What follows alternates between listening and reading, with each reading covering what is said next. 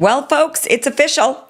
The FBI has wrapped it all up for us, put a nice little bow on the whole thing, and declared there is no Epstein client list. Doesn't exist, never did, so stop asking. And if you think otherwise, you must be some sort of conspiracy theorist. You know, the type that believes powerful men don't kill themselves in federal custody while under 24-hour surveillance. Crazy talk. And just like that, the Department of Justice wants to slam the door shut on what may be the biggest blackmail operation in modern history. Case closed. Epstein was a lone pervert. Ghislaine was just his quirky assistant. The cameras failed. The guards fell asleep. And all of those billionaires, politicians, and intelligence operatives who flew on the Lolita Express, yeah, don't worry about them. Totally unrelated.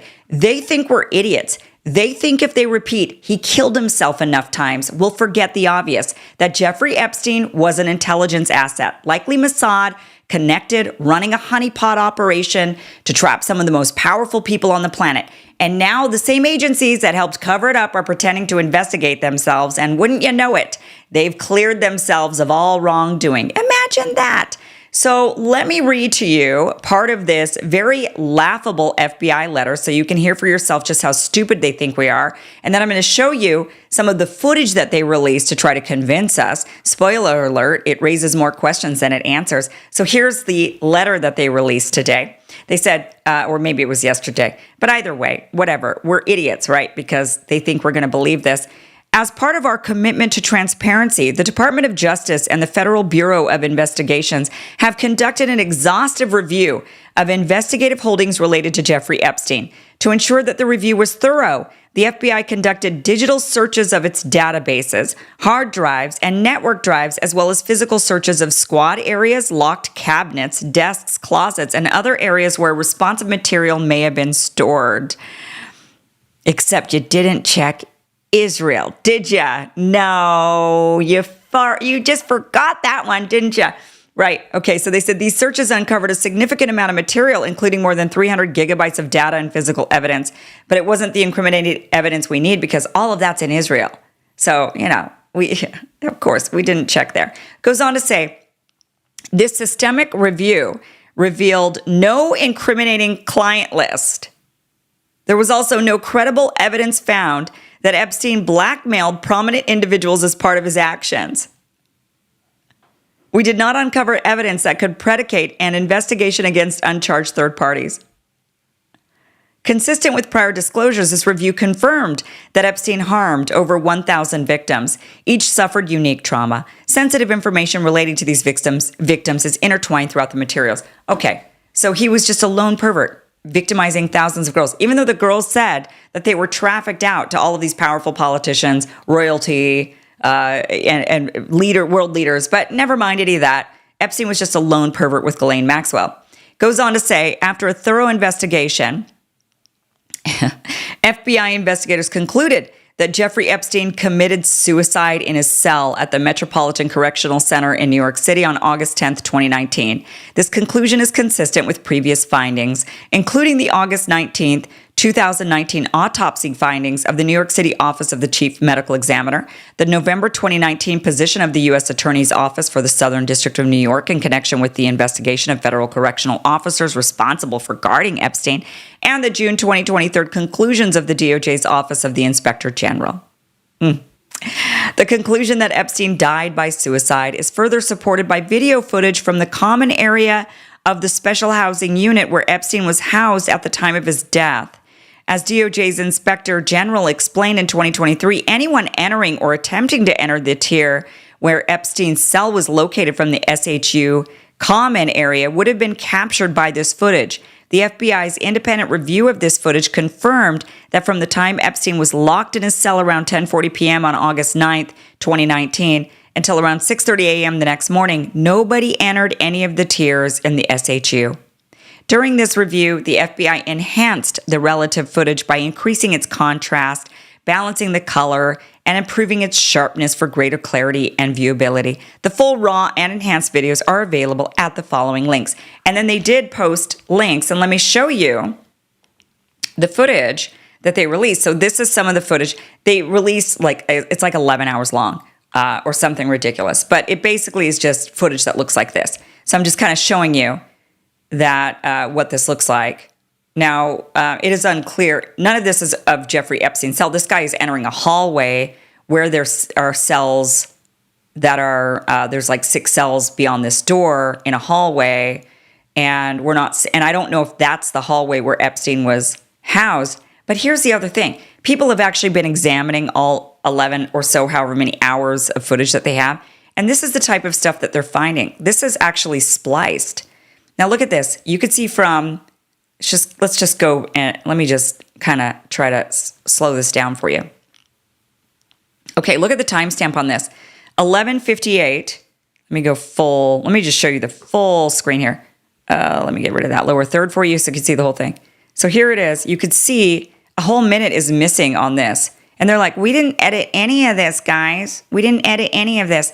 Oh, but suddenly a whole minute is missing from 11:58, so 11:59 to suddenly 12, an entire minute. And not only that, but you see these like kind of editing tools up in the upper right-hand corner. Do you see that white kind of sliver of a white box? Those are like editing tools there. And that some idiot forgot to totally crop out of the frame. So clearly this is not unedited footage, because how could a minute go completely missing? Now they might have some sort of an explanation for that, right? They might say, well, actually the cameras, it's just a natural cycle of the cameras. They kind of stop filming for a minute or something. But either way, what makes us believe that just because they've released this footage, oh, we're just supposed to trust you? Right. There was no client list. Epstein and Ghislaine just, were lone perverts, just abusing thousands of girls. And even though those girls mention all these powerful people, there's nothing to see here. And yeah, he killed himself, totally killed himself. I mean, they just want us to believe they want us to, they believe that we're totally and completely stupid. And they want us to believe that, oh yeah, no, they've told us the truth completely. I want to play some videos for you, just as a reminder of what was said up to this point, because suddenly, they're saying, oh, there's nothing to see here. Oh, really? Well, what about this? What happened here? James Comer said yesterday that all the Epstein files are missing. Can you confirm the status of them? They still haven't heard from you. No, the FBI, they're reviewing, there are tens of thousands of videos of Epstein with children or child porn. And there are hundreds of victims. And no one victim will ever get released. It's just the volume, and that's what they're going through right now. The FBI is diligently going through that. I haven't seen that statement, but I'll call him later and find out. Okay, so they're just going to get all these victims for us, but there's no client list. And here's Dan Bongino, if you remember this one. He's like, Israel, defense of Israel, that's my number one passion. Who makes you laugh the most? Oh, you, gosh, you make me laugh. What is the one thing you need to have in your fridge at all times? Lenny and Larry's protein cookies. What cause is dear to your heart? Cause is dear to my Israel, defense of Israel. What is number one on your bucket list? To go to Israel, of course, and to defend Israel at all costs, of course. Here's one of the victims speaking out about the whole thing. I have spent the last 17 years in my own prison for what she, Jeffrey, and all the co-conspirators did to me. I was raped repeatedly. I was raped 3 times a day sometimes. And I was not the only girl on that island. There was a constant stream of girls being raped over and over and over again. And yes, Ghislaine must die in prison, because I've been in hell and back for the last 17 years. And 27 for me. I was 10 years old when Liz Stein was being trafficked. I was 10. That is how long the sex trafficking ring has been going on. Okay, so I want to spend some time going over why most of us think Epstein and his pedo island was actually a Mossad blackmail operation, okay? So we haven't made this up in our minds. There isn't nothing to see here. Let's just move on. No, this was actually a Mossad blackmail operation, and they're now covering for it. They don't want to ask Israel. They don't want to expose Israel. They all pledge allegiance to Israel. So let's start off with Robert Maxwell. This is Ghislaine's father. To the public, he was a British media mogul, owner of the Daily Mirror, a flashy, ruthless businessman with political power. But behind the scenes, Robert Maxwell was almost certainly an intelligence asset. And all signs point to Mossad. Former Israeli intelligence officer Ari Ben Menashe stated that Maxwell was actively running disinformation and espionage operations for Israel throughout Europe. MI6 sources later corroborated this. Maxwell had ties not just to Mossad, but also to the KGB and possibly MI6 itself. But it gets darker. In the mid-1980s, Maxwell played a key role in helping distribute a piece of Israeli spyware called Promise.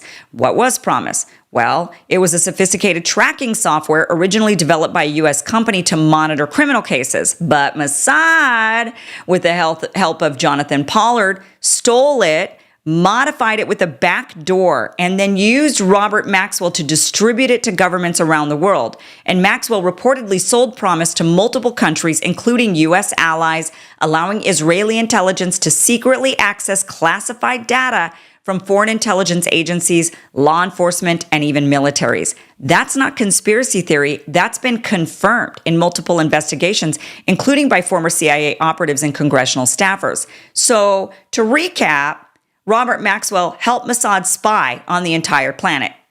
And then came the betrayal of Mordecai Vanunu.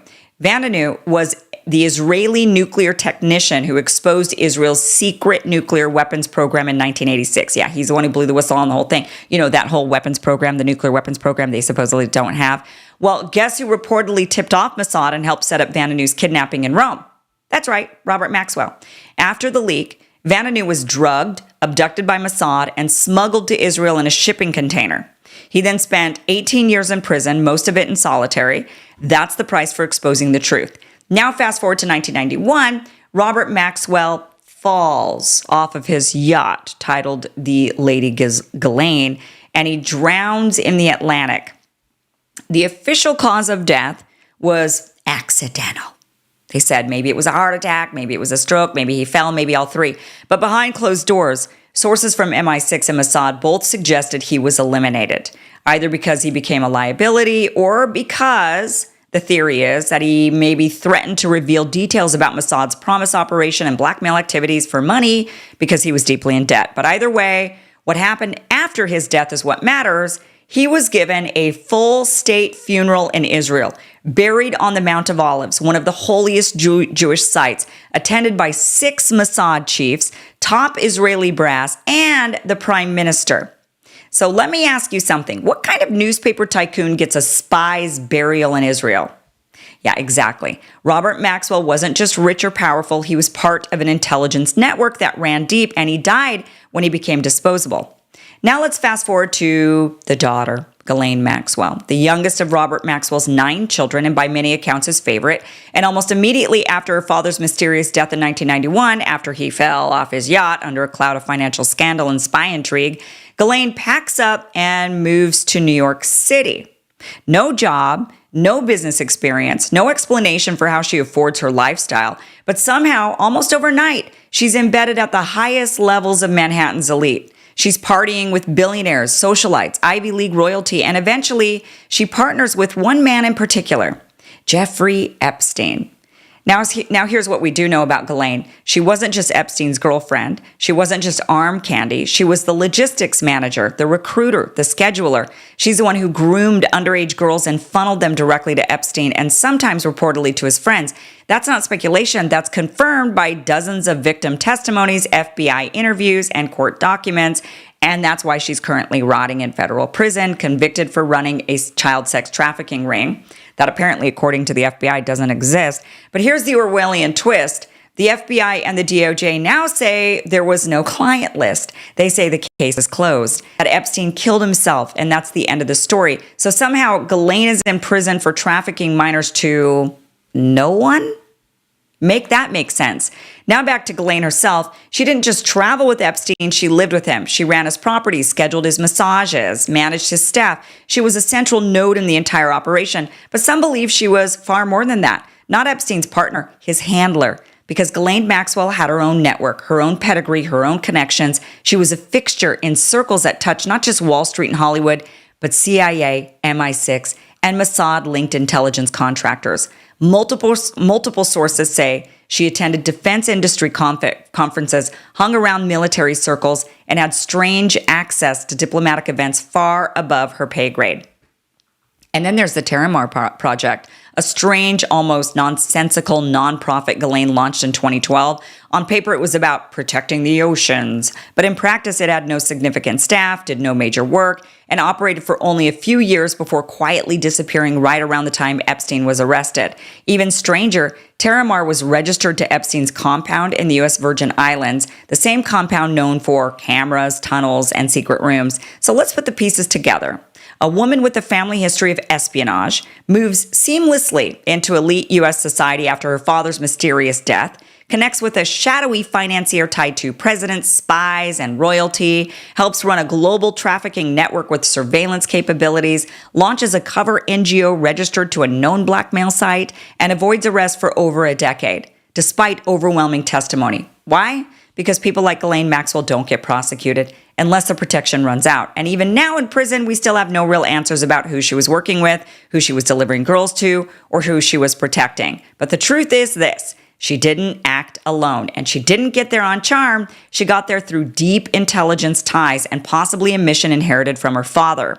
So now let's talk about Jeffrey Epstein. He wasn't just some Wall Street wizard. In fact, no one could explain how he made his money. He claimed to be a hedge fund manager, but there's no record of any trades, any investors, or actual fund. Billionaire Les Wexner, CEO of Victoria's Secret, gave Epstein power of attorney and turned over massive assets to him, including a New York mansion. Why? Still unclear.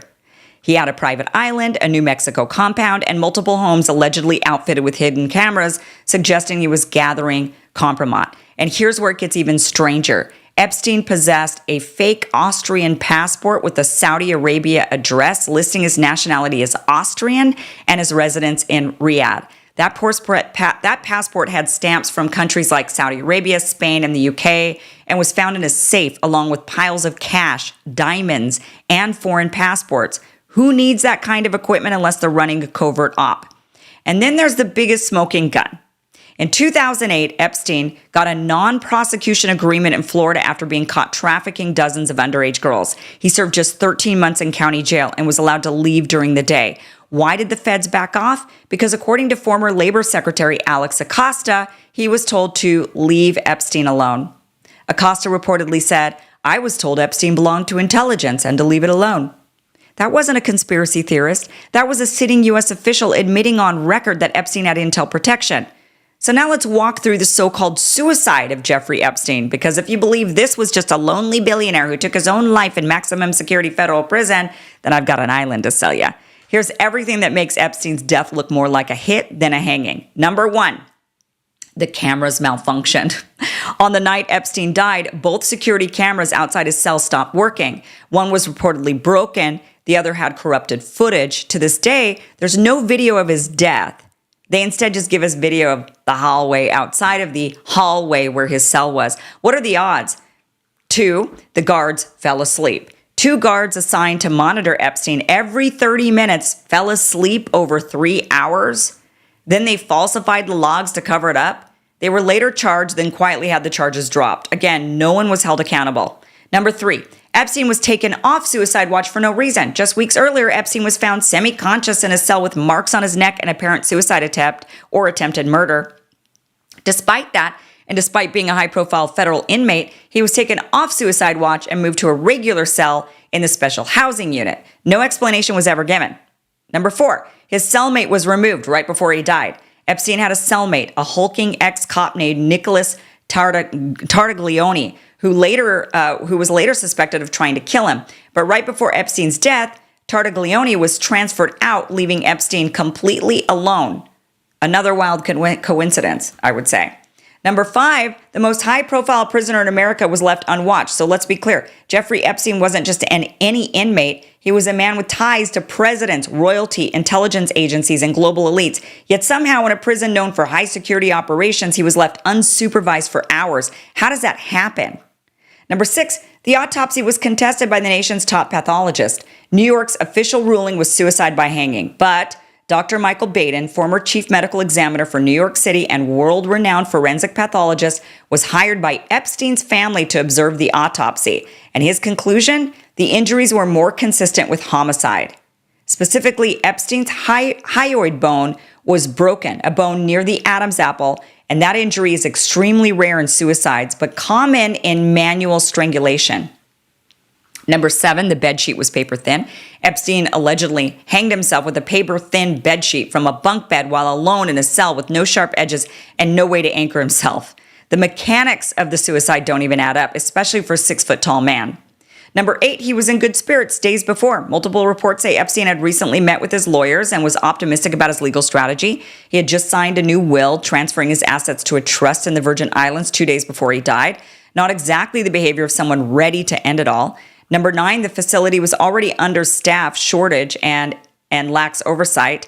MCC Manhattan, where Epstein died, had been flagged multiple times for mismanagement and staffing issues, but no corrective action was ever taken until after Epstein was dead. Convenient.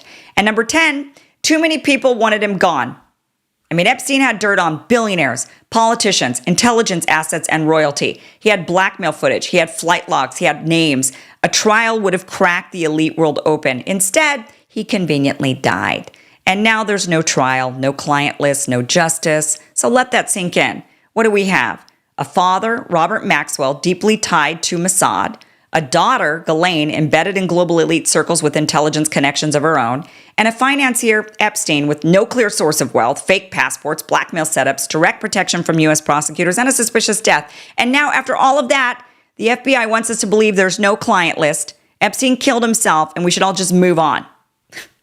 All while every U.S. politician does a pilgrimage to Israel, praying at the Wailing Wall and pledging allegiance to the country. Yeah, not happening. And the Trump administration with Pam Bondi and Kash Patel and Dan Bongino, who told you to trust them, just lost all trust from the MAGA voters. It's clear to all of us that our nation is being completely held hostage by a foreign government using bribes, blackmail, and brainwashing. And from what I'm seeing online, most of us aren't falling for it. So the big question is, will it be enough to get us to stop voting for pro-Israel politicians? I hope so. I hope from now on, we are truly, truly, truly America first.